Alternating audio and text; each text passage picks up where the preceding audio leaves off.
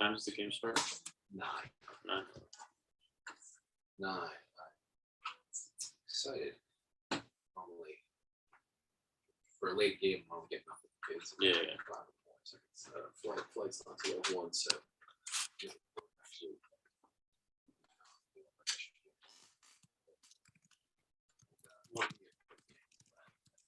Actually, Nothing I need to do. you don't have to. I know I don't have to.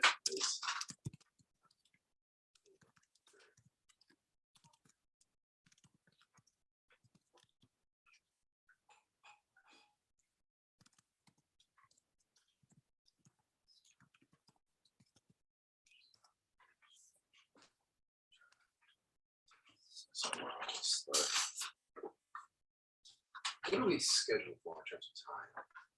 You have it until 8:30, and you know that's a good plus minus 5-10 minutes if you need it. No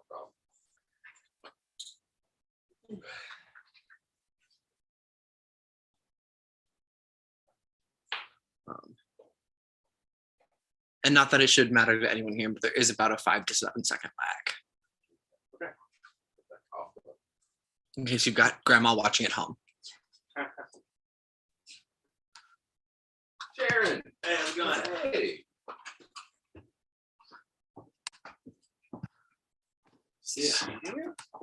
Comment? Hi there. Thank you for coming. I Great still to don't see get the whole you. family. I'll take the flat parking. Look at that. That's good. Sharon? Yeah, and you guys are welcome to move the chairs to wherever makes you more Yeah, comfortable. thanks for coming. Sharon was, you know, the research. Yeah, recognize the name. Dave. Hi there. Hey, how are you? David. Nice to meet you. Thanks for coming.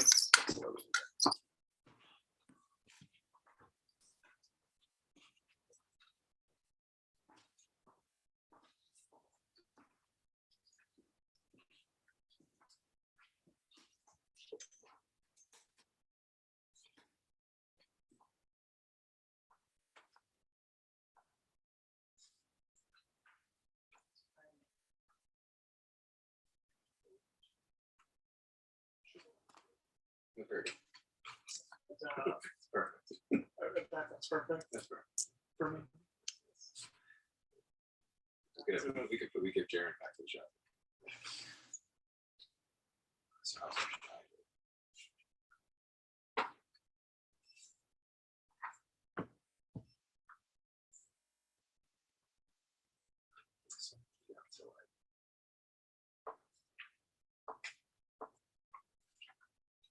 this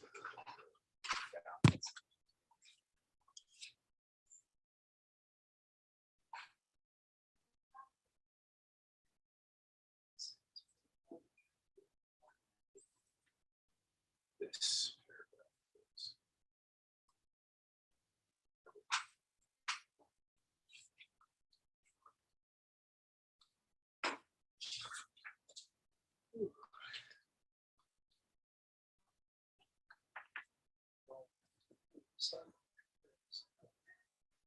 yeah, that's fine. That's good.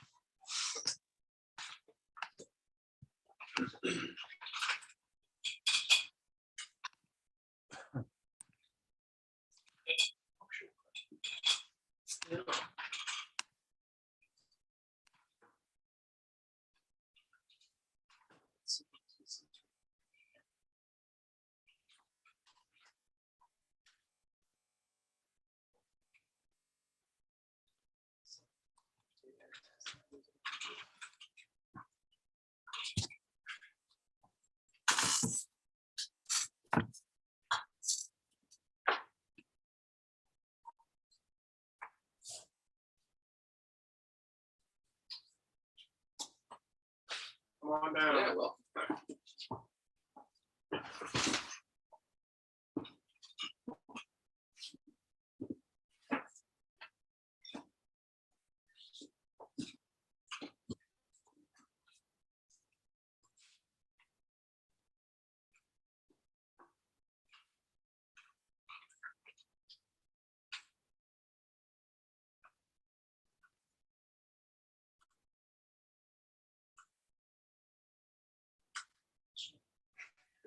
I mean, it's a small one.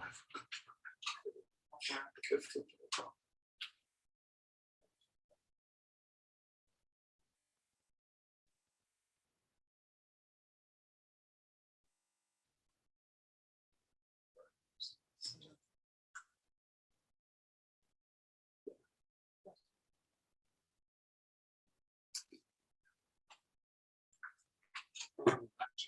I got back like a week ago.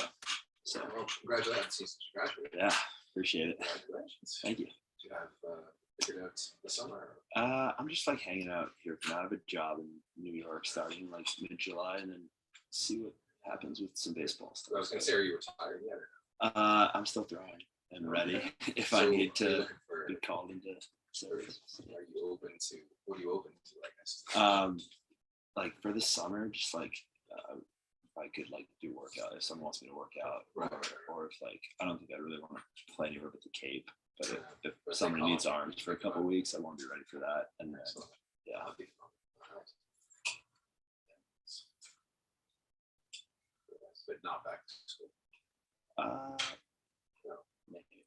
Yeah. Talk us about it. A little bit, yeah. So you gotta tell us. Yeah, I don't know. It's nothing really Yes, of course. too materialized yet. Probably not back to school. Place with a program that you don't actually study. Just football. Thank you. No, it would have to be like the right academic place too. But like I want to play like big time baseball if I'm gonna do it. So Of course. yeah. Hey Matt, how do you pronounce your last name? Sienkiewicz. Sienkiewicz. I'm gonna do like just a super brief introduction. Just kind of, the please turn off your cell phones. Kind of Nicole Kidman AMC ad. Do the voice.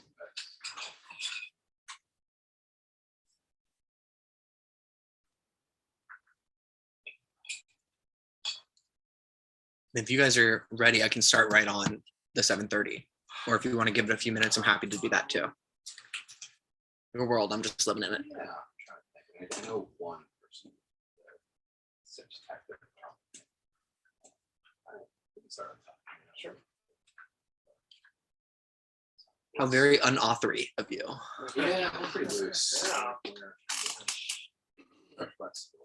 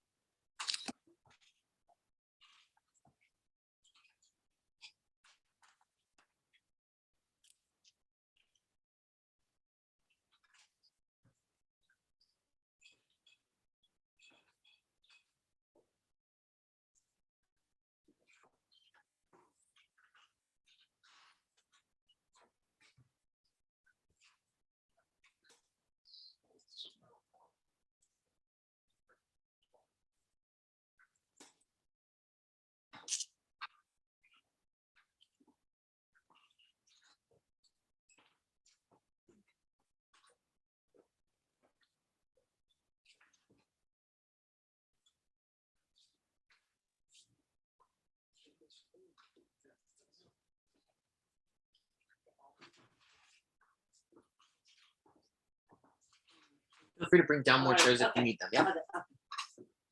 Set up wherever you feel comfortable.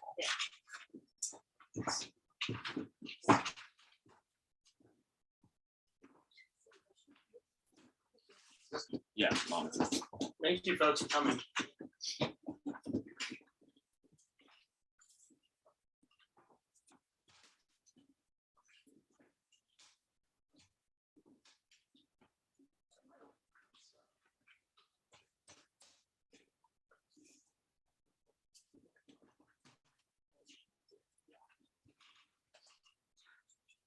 Alrighty.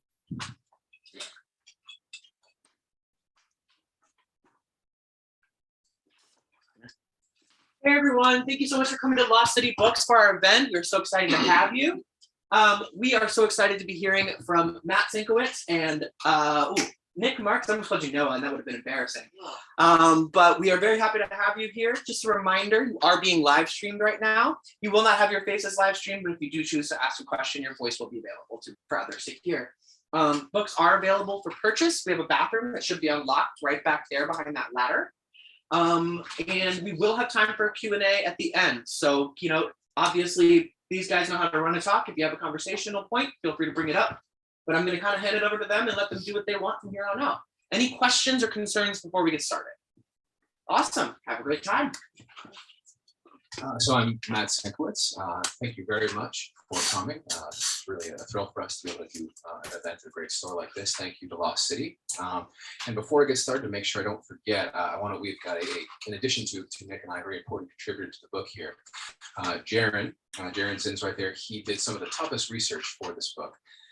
The book ranges in its discussion of right-wing comedy from things that you might find more or less mainstream to some really ugly stuff.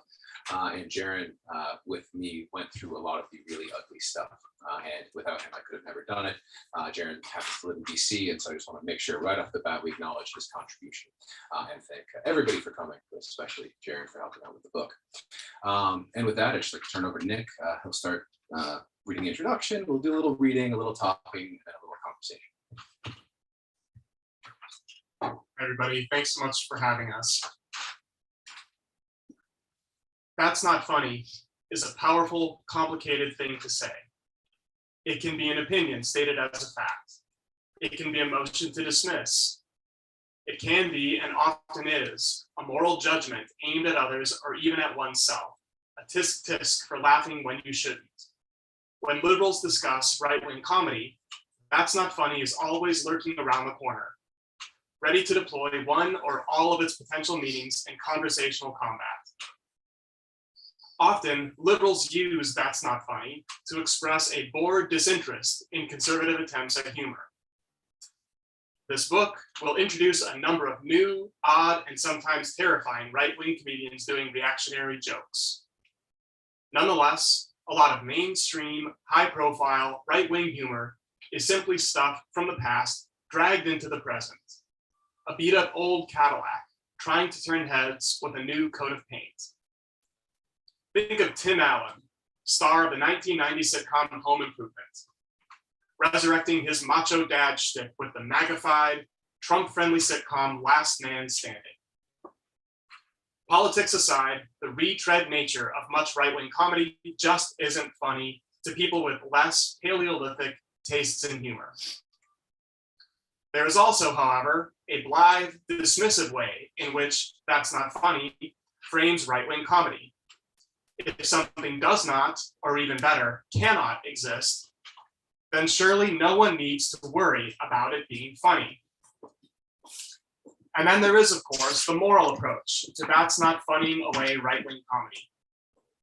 This book delves into the depths of right-wing humor, taking readers into comedy crevices that make traditional dirty jokes look like kindergarten curriculum.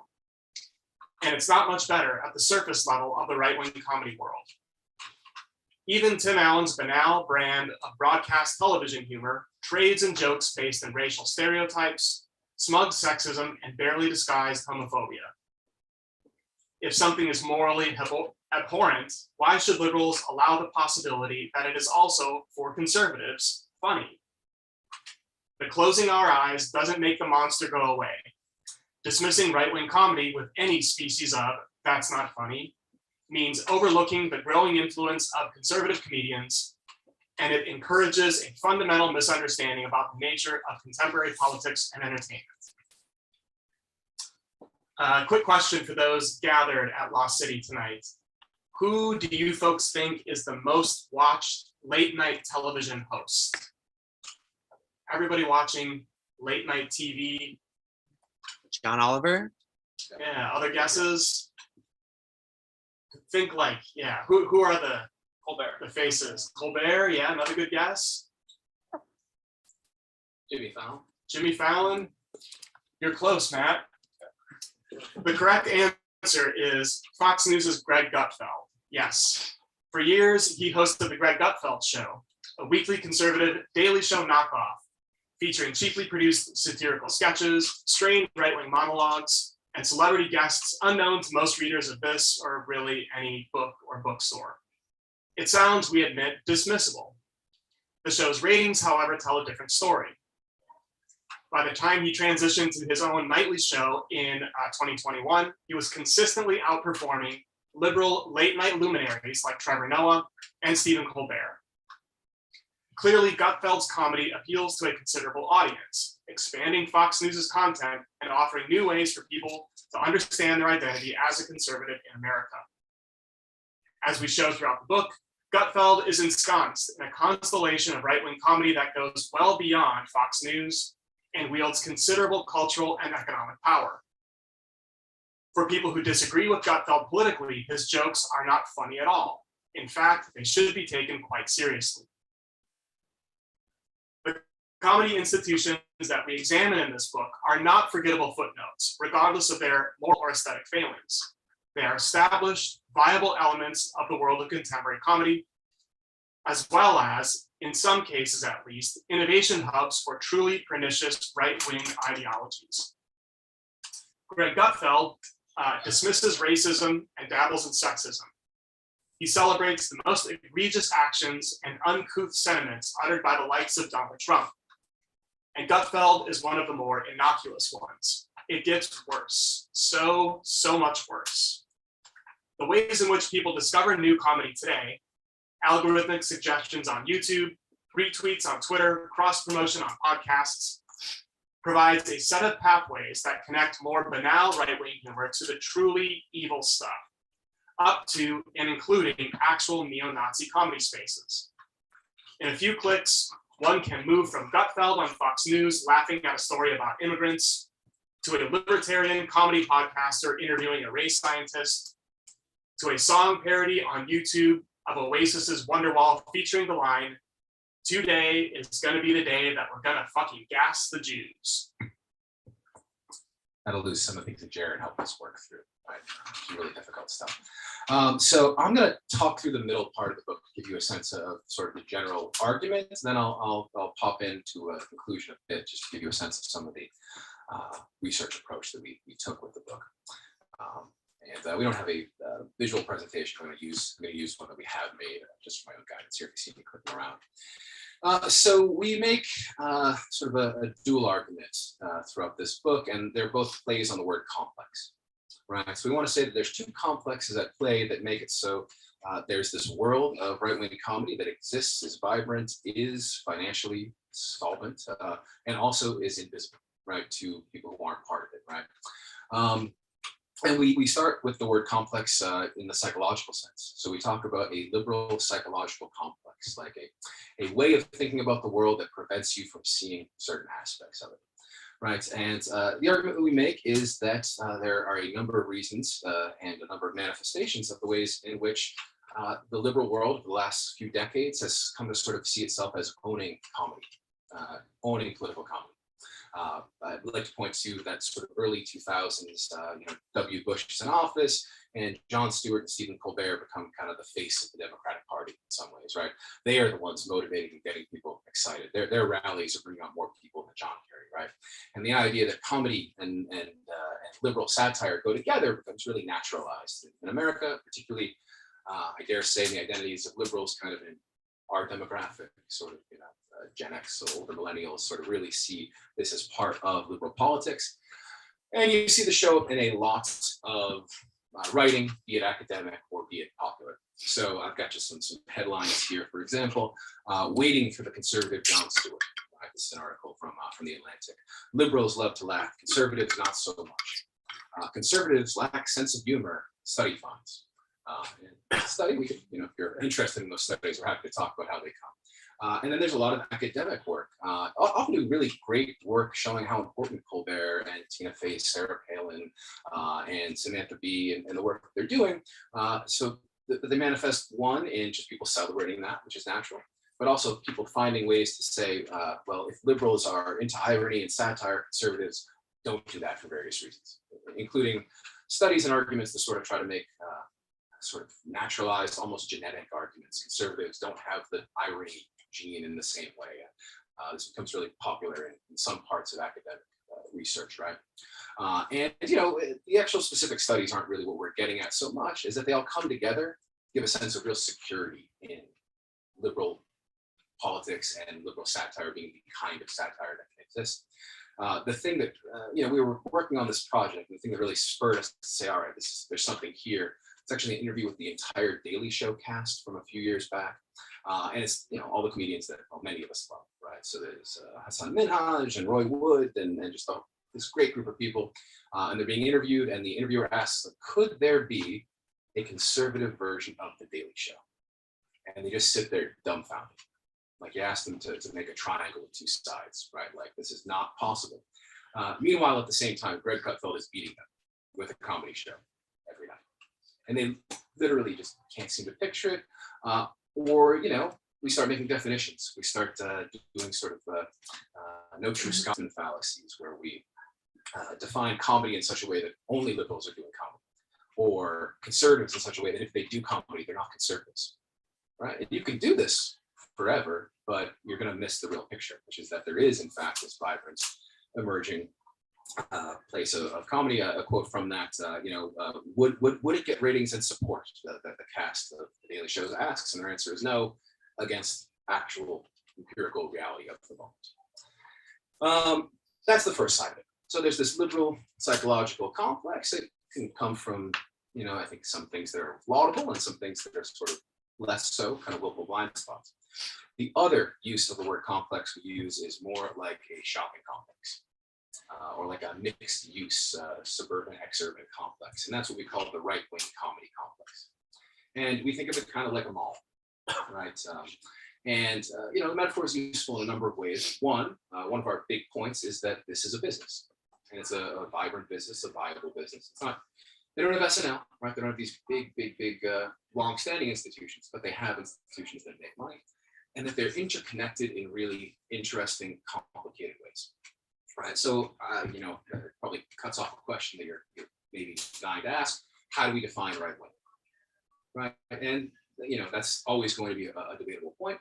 One of the things we point to is some political theory that talks about fusionism, the idea that any political party, coalition, and particularly the American right, is built up of sub-coalitions that don't always agree on everything, right? So the American Republican Party is very famously comprised of sort of values conservatives, might call it the religious right, or at least sort of the traditional right, but then also real free marketeer kind of libertarian leaning sort of. And then you add sort of the Trump nationalist kind of paleo conservative sort of world. And these people do not all agree on much, right? They actually disagree on as much as they agree. But they work together. And one of our core arguments is that comedy is one of the things that helps bring them together, where you can get a space where for example, the Babylon Bee, which is an evangelical Christian satirical site, will be interviewing anarchist atheists who are also sort of anti-liberal in various ways. And they don't have much in common, except they can use comedy to make fun of the left and to bring themselves together in this coalition. So we sort of plan out this idea of a complex, are doing that. It's like how a shopping mall works, right? Not all the stores sell the same things. And in fact, that's the whole point, right? The idea is more that you come there regardless of what you're interested in. And then you find other things that you might also want to purchase while you're in the space. Right, so that's sort of a mall metaphor, something like that. And we try to name, it's sort of a fun part of the book. I think we try to name who's what, right? So we say Fox News and Greg Gutfeld, that's the big box store. That's the Target, or the old days, the Sears, or something like this. Like relatively respectable in the context of conservatism. Maybe not quite something for everyone, but something everybody recognizes, right? And we look in the book at the ways in which Fox News has slowly crept up, adding comedy to their schedule. They had a failed comedy attempt over a decade ago called the Half-Hour News Hour. The liberal complex likes to focus on that, right? It failed. But since then, they've been adding characters like Jesse Waters. Familiar? Jesse Waters. He does these sort of man in the street interviews that are, remember Jay Leno and jaywalking, or if you watch Jordan Klepper on the Daily Show, he does that sort of work. And then there's Greg Gutfeld, of course, who's doing just monologue-driven, straight up late night comedy. But not only that, right? They are also spicing these guys through the day. So Gutfeld's got a late night show, but he's also on 5 o'clock kind of chatty news show they have called The Five. So they've been adding it. As further evidence of that sort of liberal psychological complex, we like to point to the ways in which, even with Gutfeld now, most nights, many nights, maybe not most, but many nights being number one, still the world has trouble acknowledging that he's beating Colbert. One of our favorite examples is from Variety. So Variety is like the paper of record for the entertainment industry. And Gutfeld came out, and I think there was a desire for a lot of people to see it fail. It didn't fail, and so they have to report on how it didn't fail. And one of my favorite lines here is from Variety on a story about how the ratings were strong for Gutfeld. Now the cabler, being Fox News, is seeing strong returns for its experiment with Greg Gutfeld as the host of a comedy-oriented 11 p.m. hour program. Right? It's not a comedy show. It's a comedy show. Our whole worldview starts like crumbling and cracking. But he does a monologue. He does skits. He does sketches. He employs irony. Sometimes he employs irony in ways that might surprise you. He does these very weird bits with Trump's crazy monologue, actual speeches, I guess, but where he sort of points that Trump is this wild, crazy, and sometimes unpredictable in a potentially disturbing way, but he plays with it. Right? He creates irony. You're not sure exactly what he means by it, but it's supposed to be funny, but it can only be comedy oriented. Right? That Fox News space is what we describe as the big box store. That gets a lot of people in, and it's a place that's going to connect to other parts. Gutfeld is going to have guests on from other parts of our complex. For example, he's going to be on Twitter interacting with characters you probably know, Joe Rogan. Right? So he's going to be engaging it. Rogan's politics are complicated. This is a guy who endorses Bernie Sanders and then endorses Donald Trump one day after the next. We're not so interested in pegging his politics. And we like to say that Rogan doesn't have politics, he has demographics. He wants young men of a certain sort of self-conceived anti-authoritarian sort of thing, right? Whether or not that's the reality is another question. But we put him as sort of the owner of the bar. Like the bar and grill where they sling the drinks in the complex. So, that's a place you can go over. It's looser, it's lighter, it's very libertarian in its orientation as it relates to right-wing thought and parts of the right-wing coalition. So that's Joe Rogan, maybe bringing on other libertarian podcasters.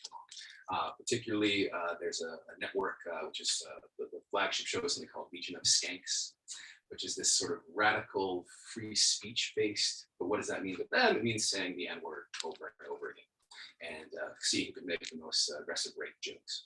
But they make it sort of part of a political program, right? They're not just saying the N-word, they're using that free speech that's on the sort of libertarian side of things. And we argue that there's other connections we could talk about. I'm happy to do after, but that space can connect into what we call sort of the dirty basement, the drug den, the stuff that's not on the map at the mall, right? You are here, right? But you can get there from here to there. And that includes some of these really ugly spaces, up to and including, avowed Nazis or people who play with Nazism. So characters like Nick Fuentes, who does Holocaust denial irony, right? Or something like The Daily Show, which is like a hard thing to say out loud, right? Show being the huge term for the Holocaust, Daily Show being the play on irony, but podcasts that they're not being hosted directly on the stuff that's above ground, but you can find it. There are connections that go there, which we'd be happy to talk through, or sort of artistic Adult Swim style Nazi comedy, like a show called Murdoch, where it's like edgy stuff, but it's Nazi ideology. And we can go through if you're interested in the other parts of this complex, but the idea is that there's something for everyone. There's the cigar shop for the old dads, right? That's the Tim Allen world. There's the religious bookstore where the Babylon Bee is. And I'd be happy to talk through all of that. In conclusion, I'd like to, just because we don't get to, we're professors, so we talk a lot, but we don't get to sort of read from our books. There's one bit of the conclusion, which is sort of reportage based. So the project in some ways started or really took off right before COVID when Nick and I attended CPAC in 2020. So I thought I'd read a little bit from that bit and we can have a discussion. CPAC is the Conservative Political Action Conference. It's the big organizing event for right-wing political activists. So we were kind of peeking in on a foreign world to us. And I'll try not to go in too long so we have plenty of time to discuss. Conclusion, performing right and left, the future of political comedy. It is late February of 2020, and Mike Pence is going on and on. We're just outside of Washington, D.C. at CPAC, the Conservative Political Action Conference. And to be honest, things are getting a little bit slow. We've seen our share of Fox News personalities, over-the-top Uncle Sam costumes, and dogs wearing and dogs wearing MAGA paraphernalia. And things are also a little tense. In addition to the constant background radiation stress of the Trump presidency, there's also something called COVID-19 creeping into our consciousness. And it turns out spreading unbeknownst throughout the conference. But no worry, Pence is honest. Pence is on it, he says. It's totally under control. Phew. He drones on about supporting the troops, border security, the evils of abortion. There's a brief moment of excitement, clamor. A Trump impersonator barrels through the room, right past us, holding a young woman over his shoulder. This was, it turns out, Sacha Baron Cohen clandestinely filming Borat's subsequent movie film. But as fast as he came, he's escorted out, and Pence is back to taxes or something. We're bored. We've come to see how comedy fits in the world of contemporary right-wing activism, and so far, the best we've got is Pence comparing President Trump to a monster truck, but in the good way. So we head out of Pence's overstuffed ballroom, only to find ourselves caught in another mosh pit of red baseball hats. They all stare up at an empty escalator, a vague sense of anticipation filling the already full space. Perhaps Trump's about to come down it, as he's famous to want to do. We struck up a conversation with a nice Arizonan couple attending their 10th consecutive CPAC. They're kind and friendly, full of smiles, and in love with President Trump. But they do have their grievances. Obama ruined their small business. Northern Arizona University, an army of leftist alien professors has, quote, abducted their poor son at Northern Arizona University. We tell them that we teach at universities ourselves, although perhaps not ones as extreme as the infamous Bolshevik bastion of Northern Arizona University. They smile at us. They think we're cute. It's a nice chat. And just as we think to ask them why we're all out here breathing on top of each other, a wave of excitement rolls through the crowd. Diamond and silk, our new friends exclaim. What's the word there? And two sequin women come down the moving stairs. Do you like them, we ask. Yes, they love Diamond and silk, they say. And they're incredulous at the question. And before we can get it out, the question why, they cut us off. They're funny. Well, they're funny to them. Right? Like most of the figures we discuss in this book, Diamond, that's her stage name, it's Lynette Hardaway, and Silk, Rochelle Richardson, are anathema both to liberals and to comedy critics, the last being more or less a subgroup of the former. The cultural commentator Lawrence Ross goes as far as to describe the Black comedians as a, quote, political minstrel show, one that traffics in racist stereotypes for the enjoyment of white viewers. For our Arizona friends and their fellow conservatives, however, Diamond and Silk represents something else entirely. Rising to internet fame with viral videos in support of the 2016 Trump campaign, Diamond and Silk's notoriety denoted a tonal shift on the American right. Their appearances on Fox News programs such as Waters World and The Five, which coincided with increased visibility for Greg Gutfeld and Jesse Waters, merged the outrage element of conservative talk media with a lighter tone, evocative, liberal satire. Popping into shows in a manner reminiscent of Daily Show correspondence, Diamond and Silk performed a double act in which Diamond offered incredulous caricatures of liberal positions, while Silk nodded along, adding an occasional "that's right" or "aha" punctuation. They are a right-wing Lewis Black with a Penn and Teller twist and a healthy drizzle of racial tokenism. A strange brew, certainly, but one lapped up by conservatives tired of the over-serious postures taken up by right-wing politicians and personalities in the preceding decades. Then they get on stage and the real fun begins. As they turn attention to the then robust field of Democratic hopefuls for president, they start mocking them. Joe Biden is at the pool table, but there's no balls on the table, Diamond says emphatically, as Silk clumsily mimes a bad billiards game. Bernie Sanders keeps talking about a revolution, but he's the one who looks like he's stuck in the Revolutionary War. And Elizabeth Warren doesn't know if she's black, white, pinstripe, polka dot, or plaid. When the crowd worked into a lather from these more overtly comic bits, Diamond and Silk bring it home with a rapid-fire set of one-liners straight out of a vaudeville routine. Black people don't need reparations. Black people need liberation from Democratic plantation. The last four letters of Democrats spell rats. The last four letters of Republicans spell I can. Clearly, it's not the type of knowing, ironic satire liberal pundits and researchers celebrate. The Diamond and Silk do have their talents and their comedic advantages. They possess a commanding stage presence, selling their jokes in a manner of an arena comic like Dane Cook or Kevin Hart. And they simply don't have to try very hard. Their audience, long starved for comedy specific to its taste and always ready for a jab at the libs, is sold before they step on stage. Diamond and Silk create a laughter of community and anti-community, and it works. It is right-wing, it is overtly partisan, and it is comedy that is funny to its audience. and that's not the very end of the book, but it gives you a sense sort of where we're heading with that. We've got other takeaways to take from this, but I think we'll leave the book now and open up for discussion. Thank you very much for listening.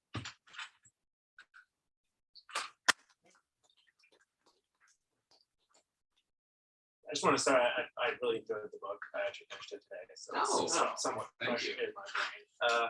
My question was: is there a line where you can kind of see, or even these audiences that do gravitate towards this type of material are actually more going towards it for cues for how they should be acting in order to fit into this group, versus necessarily coming to it because they genuinely find it funny? And like, 'cause I can see like Joe Rogan. I think that kind of crosses a little bit both ways in terms of political ideology. There's some good traction there, but I think once you start going a little bit further down that scale, is it just a point of like, because I even like me growing up, like I would turn to the show in certain ways to know how I should think on certain topics that were really salient to me. I was more effective. Yeah, let me take a shot on that one. I think it's a perceptive question, and that's a really good sort of media studies point you're making. That media just doesn't get sent out and grab people, right? People go and find it, and they find it for what they want from it. And yeah, it's a real mistake to sort of act as though the media does the work, right? It's a partnership between viewers and the content creators. First thing that comes to mind as from your question is the way in which this complex works is to give people pathways from place to place to place. And one way in which we like to think of that is, you have to have some interest in something related to it. But what it's really good at is if you're interested in seeing yourself as conservative, helping you find the niche of conservatism that's going to work for you. And that comes in large part due to the technological side of it, right? The way in which we found this in doing our research. As soon as we started watching one of these guys, we got them all in our feeds, right? They all came to us. And again, they don't have that much in common. But if you happen to enter it from a Gutfeld space, but you're more culturally conservative, he'll have the guys from the Babylon Bee, or he'll do a tweet about the Babylon Bee, which is a Christian conservative space. And so what I would say is that people who have an inkling that they're in this world and they're looking for, you look for the Daily Show because you saw yourself as a liberal, you wanted to know what funny, engaged liberals were thinking and up to. I think if you enter any part of this complex and you're a conservative, you're not quite sure exactly. You'll end up, if you lean more towards that conservative Christian space, you'll end up finding the Babylon Bee no matter where you enter. So it's sort of a set of corridors that you get to maneuver to find yourself. And I think it's a really good observation that it's not throwing you around, you're searching, right? You're looking for that store that sells your size. Good question. Yeah, I'll tack on briefly by saying that fundamentally comedy is about creating in groups and out groups, right? You're either part of the side laughing or you're part of the side sympathizing with or getting laughed at. And one of the bigger interventions we're trying to make with our book is that in political comedy, that impulse is not the exclusive domain of the left. That is a human impulse, that sort of tendency to use laughter to draw boundaries around who belongs and who doesn't has no inherent political ideology. But we discovered over and over and over again, that's how we talk about it. That's how journalists write about it. That's how scholars who study political communication and political comedy have implicitly framed it. But it was undeniable, as Matt and I spent the better part of 2 years watching this stuff, that it's meant to be funny. It's meant to elicit a particular kind of laughter among a witting audience who wants to own the libs, right? Who wants to feel better about their position in the world, having one set of political ideologies, laughing at a group of people who do not have that same set of political beliefs. Just as we on the left, our liberals, have used laughter for the last, 20 plus years. Yeah, the only thing I just tack one little bit on that, and it can be ironic. It absolutely, that's often a defense. So maybe it can be funny, but it can't be ironic. When people are exploring, irony is a really important tactic because it creates multiple possibilities of meaning. You watch Gutfeld, he's not just screaming at you a position. Sometimes he's putting it in a way that you get to play with it. Certainly, other spaces, the libertarian spaces, are doing that as well. Yeah. You talk about boundary drawing and this period of 20, 30 years during which left-wing comedy has now owned this space. And I'm curious how much of the growth and success of this right-wing ecosystem is in response to that, or just filling a void created by that. I'm thinking about, he's not a political comedian, but like the whole Dave Chappelle brackets of the last couple years, are these related phenomena? Yeah, I'll start. I'll start by saying that the sort of political economic avenue you identified is where we start. Matt and I are scholars of media industry, so we like to study the groups, the entities, the for-profit companies that make the entertainment content that we view. TV shows and podcasts and movies, right? And media texts. And it very much is partially folks on the right identifying an empty lane and driving into it full force. As we talk about in the book, there were several failed attempts, notably that Fox News half-hour news hour. There have been a few other sort of failed attempts to occupy that right-wing comedy space. But over roughly the course of the Trump presidency, there's been this agglomeration of different folks coming at it from different angles, all fundamentally undergirded by an economic incentive. I do think that's kind of the core of it. Let me jump in on that then if you're interested in the Chappelle question, if you know his recent stuff better than me. Just to kind of just reiterate what we've been thinking through. That's a good thing about talking to people about the book. I think, learn to phrase it better in some ways. The question then that you're pointing to is, well, why was it for so long? And, it's not just the 2000s. I mean, if you go back to the Smothers Brothers, SNL, it's always been sort of a centered left orientation for comedy. And because we are media industries people, we have a media industries understanding of it, right? That back when there were relatively few ways to get your comedy out, then the best buy, both in terms of numbers, but even more so in terms of desirable demographics, was to make a center-left comedy show. Right, a lot of young men in that group, a lot of young women in that group, a lot of buying power in that group, a lot of high education in that group. And so if you only have, big instruments, right, big weapons, you got NBC, you got even Comedy Central, relatively big, you have to pick a lane to drive it through. Sure, the place to drive it through is that center left place. There's a lot of comedy fans there and they're very desirable. But that's not how the media industry works. Right, even the big institutions, SNL, the numbers are very small. We say Gutfeld's the most rated, the highest rated. He is, but compare him to Johnny Carson, and it's a joke. Right. So instead, what you have is, not big tools, but you've got really sharp tools. Right. And when you have really sharp tools, that bias of picking that one lane to push it through is gone. And so it makes just as much sense now to make a Chapo Trap House on the far left, which brings comedy, and the libertarian extremist shows that we talk about, or even the fascist shows we talk about. So there's a media industry sort of explanation to that history, I think. And I don't, the case of Chappelle, like Rogan, is tough. He was maybe among the most celebrated political satirists of the first decade of the 21st century, right? Like Chappelle's show was this hugely influential thing that, nominally liberal folks celebrated. I guess I would make the same kind of economically driven argument about where he's headed. Politically liberal comedy has become a crowded house, right? There are way too many players trying to occupy that economic space, competing for your eyeballs and ear holes. But I think part of what Chappelle has done is see more opportunity on the right by hitching his wagon to the Joe Rogan adjacent sort of free speech oriented.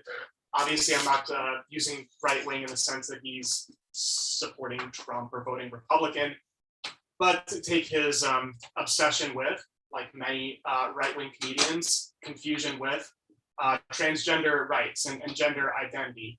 That is the sort of hobby horse joke for the right wing. How many genders are there, right? It kind of spins out among lots of different iterations across the Babylon Bee and elsewhere. I think what Chappelle has done, in addition to just getting older and crankier, is see that he can get the same crowds today that he used to in 2006 by leaning rightward and sort of attaching himself to this world we see emerging. And he's not going to get as big a crowds by competing for the same crowds that, say, Trevor Noah is, or whoever is leading the sort of liberal comedy charge. Sure.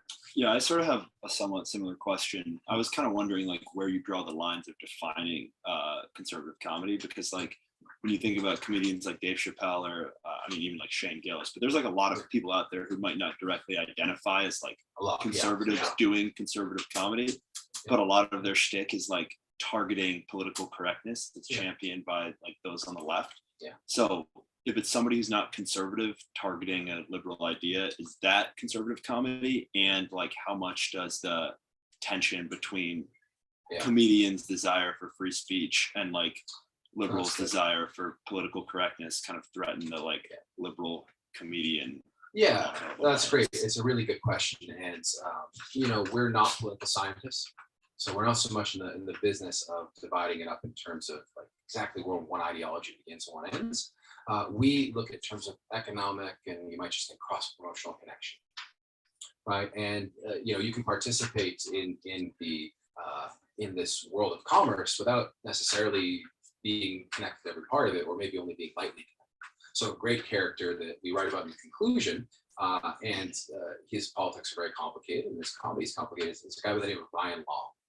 If anybody's familiar with Ryan Long, he positions himself as sort of like takes on all comers, and some of his jokes you might read in some ways as liberal, but one, he's very much sort of the wants to be anti-PC as part of it.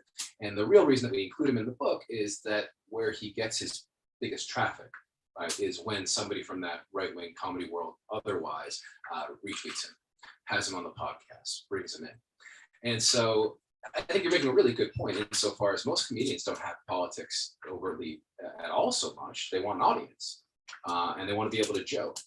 And there's much to be said about censoriousness on the left. That's the other part of our conclusion, right? One of the lessons from this book is that if you want to be competitive in the world of culture, which is part of the world of politics, you can't have a serious approach to comedy. You have to allow people to make jokes, take risks, offend.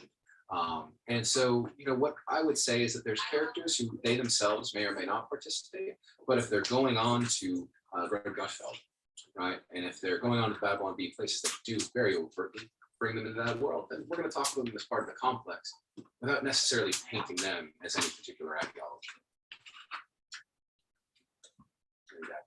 Yeah, we try to emphasize context and connections, that it's difficult to describe any comedian's politics just by isolating the things they say. Joe Rogan supported Bernie Sanders in 2020 and then swung to Trump, and he can plausibly affirm or deny any kind of political belief depending on what day of the week it is. But the connections he has to a certain set of people with a certain set of ideas over and over again pushes right, and it leads you deeper and deeper down into this, as we described in the complex metaphor, pretty nefarious spaces where folks with reactionary right-wing ideas very avowedly, very explicitly are out there trying to recruit, trying to proselytize for certain causes. And he's not doing the same thing with like Bernie Sanders adjacent people and with liberal left-leaning voices. So it's not just watching the shows and listening to what they say, it's seeing how they connect to other folks in the industry. Follow the money, I guess. It's largely what we're saying. Have you seen any ways that right-wing comedy is influencing comedy as a whole, or liberal comedy, just sort of maybe the economics of it, or even how it's delivered? Yeah, it's a great question. Usually the question we get is like, how is this influencing politics? And the thing I try to keep in mind is we're still at the point, Matt and I, of convincing folks that right-wing comedy is a thing and it exists. For the most part, the other people in and among comedy and culture industries we've talked to still tend to just kind of, that's not funny, but what? That's a thing? No, that's not a thing. I think some of the lower tiers of comedians that we've interacted with will kind of concede, yeah, I used to know this, up and coming comic who couldn't make it in the New York comedy scene, so he turned reactionary and all of a sudden he was getting booked on shows. I think there's anecdotal evidence of it kind of bubbling up in especially the stand-up space and in the online spaces, but it has yet to be taken seriously or even acknowledged by, I would guess, anybody working on the Late Show staff or anybody on the Daily Show staff. My guess is that they would kind of wave it away with a like, yeah, that's what Fox News is doing. They're crazy right-wing assholes, so who cares?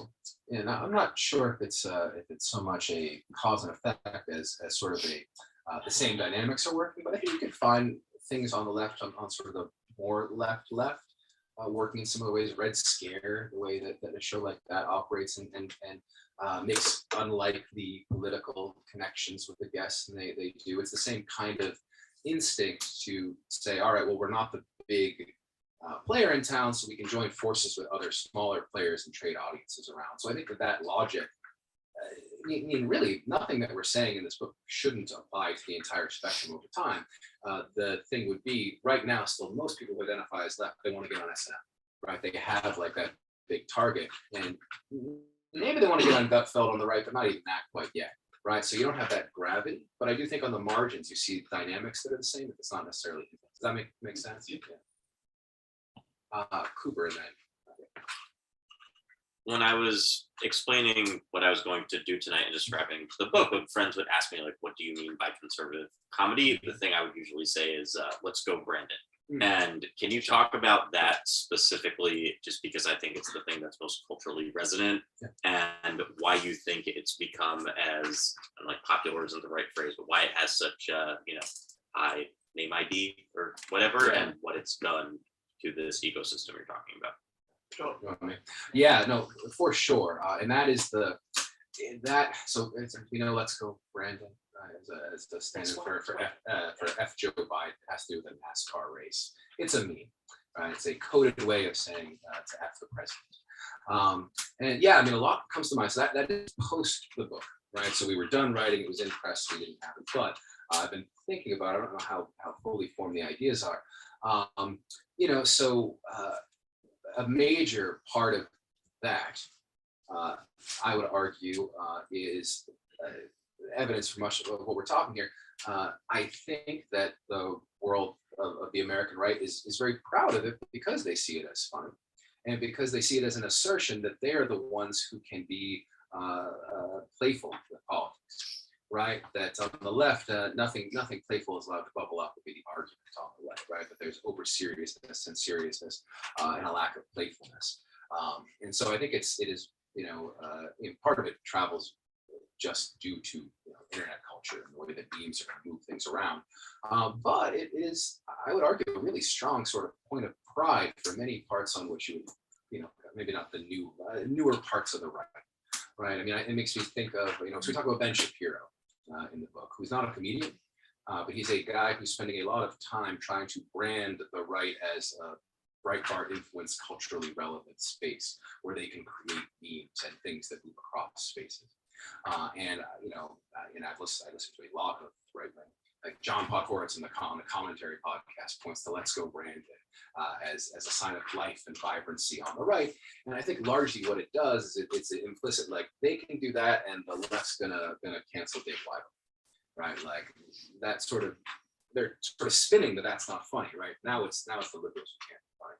And is Let's Go Brandon the funniest thing in the world? It is not, right? But it is playful. It comes from cultural space, not political space, and they wouldn't have done it in National Review. I'll just tack on quickly. Don't forget the comedy of superiority. That what that does is make the folks who find it funny, who believe that sentiment, it galvanizes them. It coheres their sort of political identity, and it gives them a shared object of derision. Maybe not like set up punchline type laughter, but it's meant to evoke a sort of humorous derision against our doddering old president or whatever that's meant to evoke. And the in-group out-group thing. That's right. Like, yeah. You're really in part laughing at people who don't know what it is, right? Or at least imagining people who don't know what it is. Getting the T-shirt, Yeah. airport. And, My favorite iteration of it is in the Kid Rock song "We the People," and the chorus in the Kid Rock song "We the People." Let's go, man. God, sorry. Kid Rock as a sort of MAGA icon. Yeah. Sorry. So I think you partially answered this question a bit, but that's not funny as a statement almost of quality in a certain way. There's a subjective element there. When we ask the question, where does comedy come from? If you were to just ask me before I had read this book, I would think, pain, trauma, processing of grief, perhaps, right? It comes from hard things. And you talked about how with right comedy, it's turning into this method of derision, right? So can you kind of speak about where you see the origin of right comedy coming from, whether or not it's a big socioeconomic way, or whether or not it's just on an individual like Steven Crowder? Does he just want to make more money? Does he feel bad? Is he compensating for something? Like, where is that coming from? Right. Just given who we are, I enjoy a good psychoanalysis as much as the next guy. But in terms of what I could say assertively, right, it is very much, in our view, a reaction to the need to. So traditional media strategy is there are audiences out there, and you go and you make things to attract them. Right, this mode of media that we're in, which is social media, RSS feed, podcasts, all these things, right, is you have to make an audience to some extent. You have to define a piece of that audience and make it yours, right? Because it's not just men and women, right? It's men of a certain political leaning and a certain education level who are going to buy pubic hair shavers and boxes of meat from Joe Rogan. Yeah. Right, like these really tight demographic groups, right? And Nick referred to this before, right? Comedy does many things. One of the it can be one of the greatest things it does, and one of the worst things it does is create those in-groups and out-groups. And those in-groups and out-groups to us are political or social or cultural phenomena. To Steven Crowder, it is a demographic to buy products, to sell to advertisers. And so, where does he draw the comedy from? We do also write about comedy theory, and we can talk about Freud, and we can talk about Bergson, but in this case, I think formation comes from the idea of we can take this relatively undifferentiated group of people and tell them, no, you're this kind of person because you get this joke. And then I can tell advertisers, we get these kind of people because they get this joke. Yeah, I think that the really quick and dirty answer to that is it comes from like structural forces. It's like an economic impulse that these folks are following, and it's not, I think, a comedy born from like personal trauma and pain. I'm sure some of these folks have undergone personal trauma and pain, but there's no right-wing Lenny Bruce and George Carlin and Hannah Gadsby and whatever else. I think they see an opportunity to create an audience, pump them for money, and move on to the next thing. Yeah, which a lot of other comedy does too. Sure. To be clear, Sure. That's not exclusively. But Danny and that, I'm circling back to a few things that came up, and I wanted to ask a question about the sort of shared enemy and the sort of targeting nature of conservative comedy, owning the libs, that's the butt of all the jokes. And circling back to the point about how it starts to get a little confusing once you start, going on to the left, where there's a shared enemy of sort of leftists looking at liberals and post Bernie Sanders without a kind of unifying, kind of point there for the left. There seems to be certain factions of the left that have just sort of organized themselves around owning the libs as much as the sort of reactionary right. And I wonder, I don't necessarily believe in horseshoe theory or anything like that, but to what extent do you see the way that right-wing comics define their comedy around owning the libs? How much you see that on the left of liberals, or how you would make sense of that? I can't make sense of that. Yeah. No, that's good. You have I can start. Go ahead. Yeah. So I got. I hear the question definitely, and one of the arguments that we make, and I've got. I think the reasons you have, like there's economic reasons. The way that the world of right-wing media, but particularly right-wing comedy, works is in order to sort of get your audience, you need to sort through every possible candidate for right-wing comedy.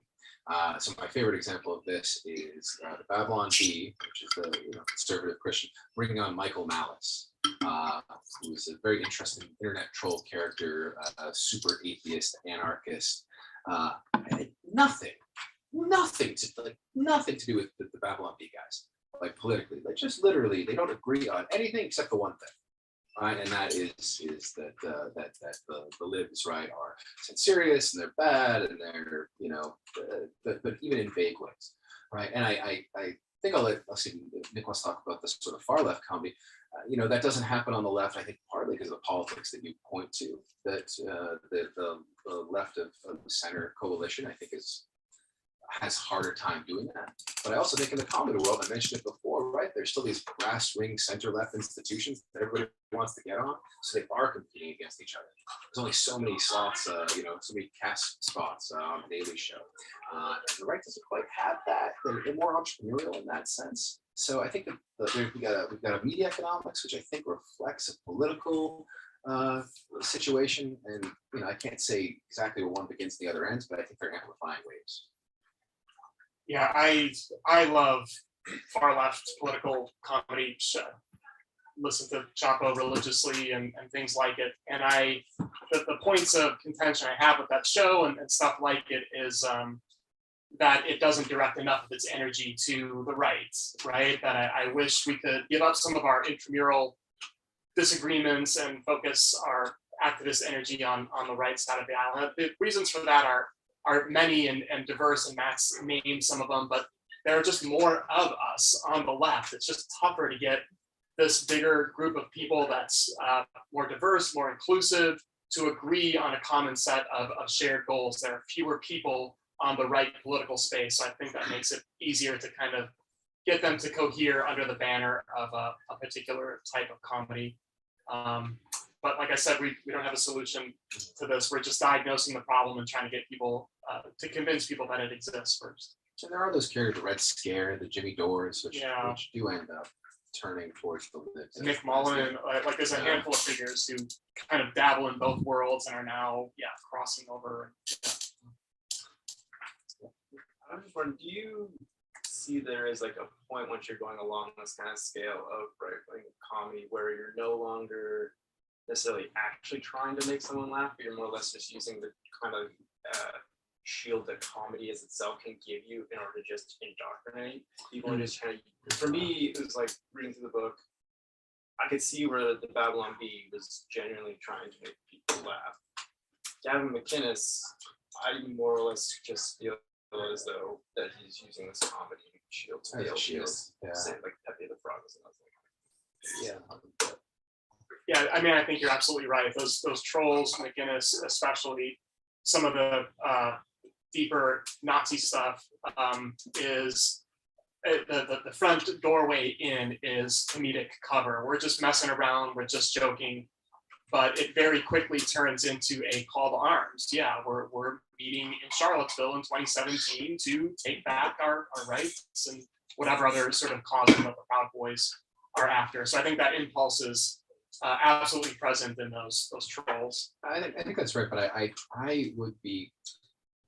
would want to still stick to the idea that being branded as a comedian, a satirist, somebody who's being funny, is really crucial to a lot of even more so like extremist space. Like a Nick Fuentes doing his Holocaust denial bits, and they are bits. You know, like he wants you could say the cover of irony, but he wants people to be playful with these ideas. Because if you're not playful with these ideas, the morality of it is like really striking, I think. So, you know, the only thing I would say is whether or not the part of the strategy to get people to be indoctrinated is to get them to not take serious things seriously. I mean, and the guys on the Daily Show would just say this exactly, right? You know, they will say, yeah, you talk to like, you know, Gen Xers and they think the Holocaust is the serious thing. But like, you know, there's a bunch of young people who think that Hitler is funny, right? And like, you can make jokes about it. And part of that, I mean, there's edge reasons from across the spectrum to make jokes about horrible people. But the idea that it's a funny space to engage in as step one before the step two is important. And, you know, I think that what you're pointing to quite well is that by the time you're on step two, step three, you're no longer necessarily being funny, but you still think you are, because you walk in through the comedy complex as opposed to walking into a David Irving Holocaust denier lecture. You walked into a funny bit about Cookie Monster baking cookies to represent burning Jews. But the entry point, I think, becomes really important to keep people in these spaces not seeing exactly what they are. Does that kind of make sense? I'm just curious. No, please. Yes, yeah, Yeah. ask the question. Oh, I got here late. No, so it's okay. It was amazing. getting engaged. Great. I'll take your word. Yeah. So far, so good. Is there political strategy or electoral strategy to be had as a sort of translation or extrapolation of the lessons that you're laying out here? I ask from the left. But Yeah. maybe. Yeah. I mean, our sort of amateur political science view is that comedy, because of its demographic appeal to young male audiences, is being used to recruit to appeal to that same young male audience and bring it into right coalitions. So the sort of edgy comedic spaces that are being slowly kind of abandoned by the left are now being taken up by the right in the form of Joe Rogan and some of the other edgy comedians we've discussed, and being used to groom right curious, politically ambivalent maybe. Right, the folks who come to Joe Rogan are often young men who don't have their mind made up politically yet, but he talks straight and he's, shit talking and getting high with the fellows, and I like doing that because I'm 21. But that leads to, it provides a front door to much more overtly politically right spaces. Yeah, no, I think that's where the action is in terms of recruitment. I mean, the two political levels that we argue for in the book is one is coalition coherence, so taking an incoherent coalition and helping people find reasons to get along with somebody who disagrees on all but this. But then on the recruiting sort of, more, that would be sort of like base consolidation or something like that. Right, on the recruiting side, it would be, we tend to think of it as very gendered. If you look at Joe Rogan listeners, when they do surveys of them, right, there are people who don't like political parties, right? But probably a lot of them are going to end up voting, and when they end up voting, they're going to vote for a political party, right? So if there's entryways that don't seem like political entryways, but take you to political spaces, right, that is a way to take that bit of the audience and try to bring it in. And Republicans, since Reagan or whatever, trying to draw in younger demographics with limited success. I do think there's something there. And then the inverse to it would be if the understanding of liberal politics is it's a place where if you make a joke that doesn't quite land, then you're going to be in trouble. That's much less inviting and can be sort of an anti-lesson on the left, and a real serious one when we see examples of consistently. There's ethical questions with jokes that are offensive and these sorts of things, but starting with a point that if you want people to be interested in your general coalition, a notion of playfulness should be part of politics. I think it's part of what we're arguing. Let's go follow up. Yeah, please. It sounds like one of the things you're pointing to is like shame, the role of shame in at least on what someone is pointing to shame. Yeah, for sure. Well, the right is pointing. The right is pointing to shame. The right is pointing to shame 100%, and I think that we would be naive to say that they're pointing at nothing. Right. Yeah. Has anyone been successful at creating left-wing comedy spaces free of shame? That's a good question. I mean, historically, or it's suspended in some way. Yeah, I mean that's a big question, an interesting one. I mean, I think some of the more left spaces that Nick's pointing to. I mean, we go back historically. Like, I mean, whether I want to tag Lenny Bruce as a political figure necessarily, I sort of understood as part of a liberal sensibility, and it was everything about that was about there being no shame, right? About taking these repressed instincts and bringing them out there, and they're going to be offensive and upsetting to some people, but they're in the service of liberal ideas of self-expression and acceptance and these sorts of things. So I think historically, yes, and I think, as soon as I name a comedian that's something I don't like, I think like a Sarah Silverman really for a lot of her career was very much in that mold of trying to make comedy that really was outside of shame and also very liberal. We could talk about certain decisions she made, and that's complicated. Whenever people are complicated, but I think so. I think there are those voices we can look to. Maybe others too. It's actually a great follow-on to that. The styles and vehicles through which comedy is delivered to a particular audience, right? So compare and contrast with me real quick. On the far left, we have something like the Z-Way show, which just uses nothing but shame and like deep cringe comedy and a very much self-awareness of the sometimes overbearing nature of political correctness. And if you're not watching Z-Way, you need to be watching Z-Way. I'm not watching Z-Way.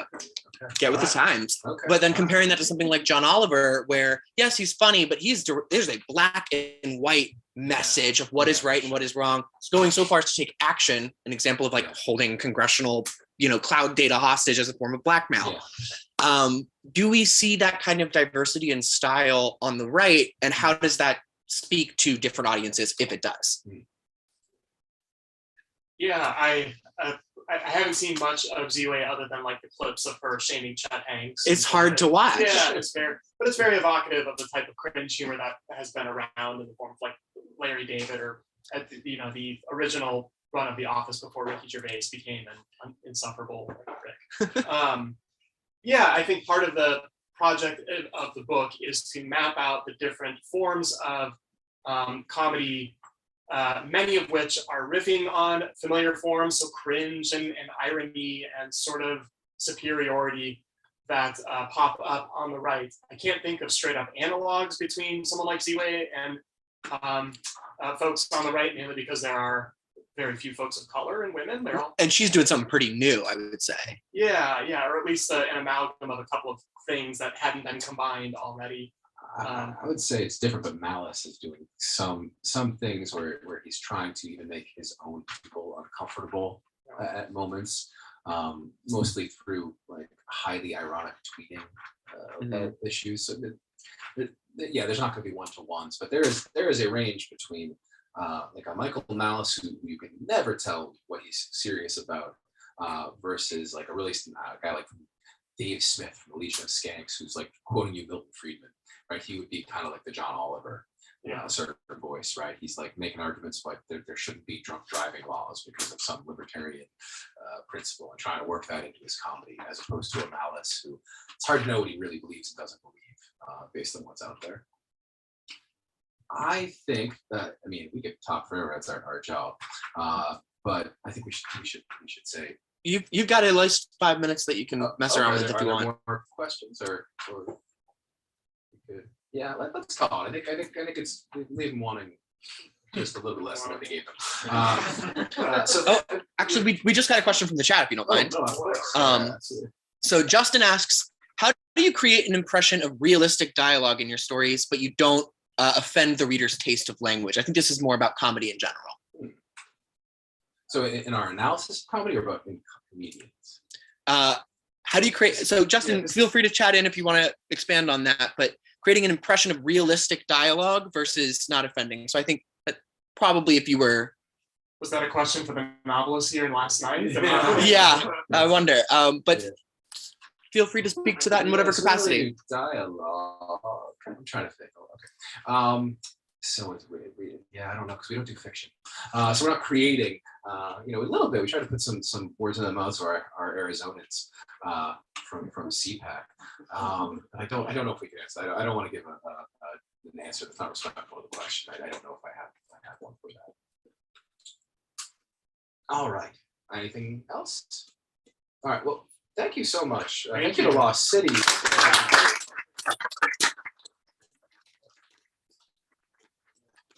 If you're interested, we've got them here. They are for purchase. And great to see people I know, people I don't know. Thank you very much.